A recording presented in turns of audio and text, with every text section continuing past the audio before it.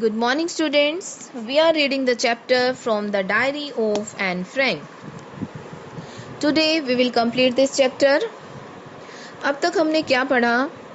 Anne did not stop talking in the class, so the professor scolded her for the third time and gave her another assignment as a punishment on the topic quack quack quack, said Mistress Chatterbox. Now let's move ahead. The class roared. I had to laugh too. Roared means laughed loudly. It means the whole class started laughing loudly और इसके साथ N को भी हंसना पड़ा. It means she had to pretend कि उसने हंसने का सिर्फ pretend किया. Though I had nearly exhausted my ingenuity on the topic of chatterboxes. Ingenuity means skill to create new.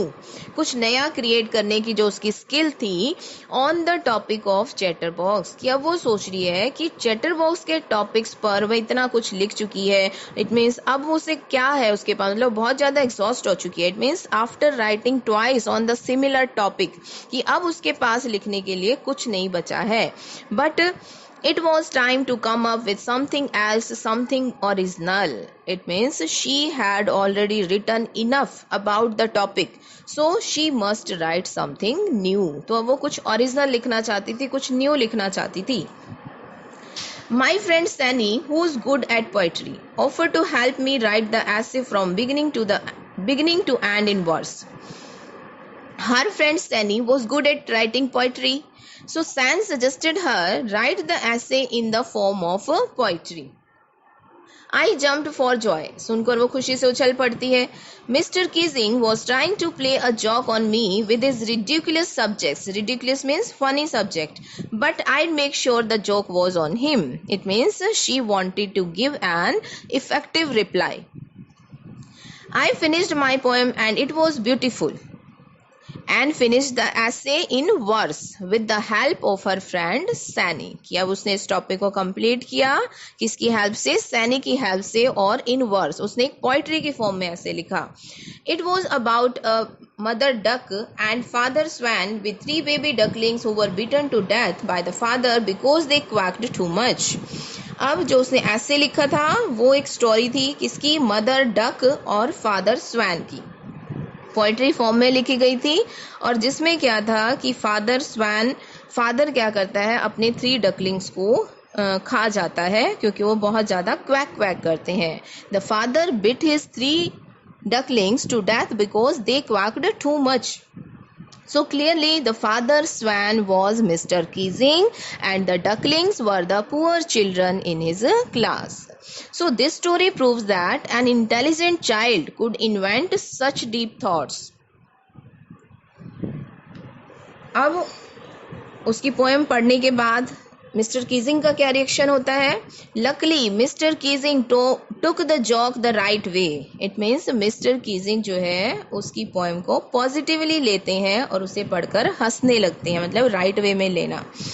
He read the poem to the class, adding his own comments and to several other classes as well. सभी classes में पढ़कर सुनाते हैं, अपने comments भी add करते हैं उसके अंदर.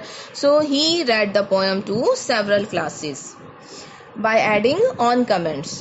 Since then, I have been allowed to talk and haven't been assigned any extra homework. It means उस दिन से, since then, कि अब he stopped giving Anne any extra homework and Mr. Keesing has allowed Anne to talk in the class. अब उन्होंने इसे class में बातें करने के लिए अलाउ कर दिया था. On the contrary, Mr. Keesing's always making jokes these days. अब जो एन ने उसको ऐसे लिख कर दिया जिस तरीके से, तो उन्होंने उस ऐसे ने मिस्टर कीजिंग के अंदर मिस्टर कीजिंग को एक नई हैबिट दे दी जॉक करने की. और since then a change has come in Keesing and he has started making jokes. और उन्होंने भी बच्चों के साथ क्लास में जॉक करना शुरू कर दिया. So this is how mister Keesing changed due to the essays written by Anne Frank. कि एन फ्रैंक ने जो ऐसे लिखे वो या उनके ऐसे पढ़कर मिस्टर कीजिंग के नेचर में एक बदलाव आ गया.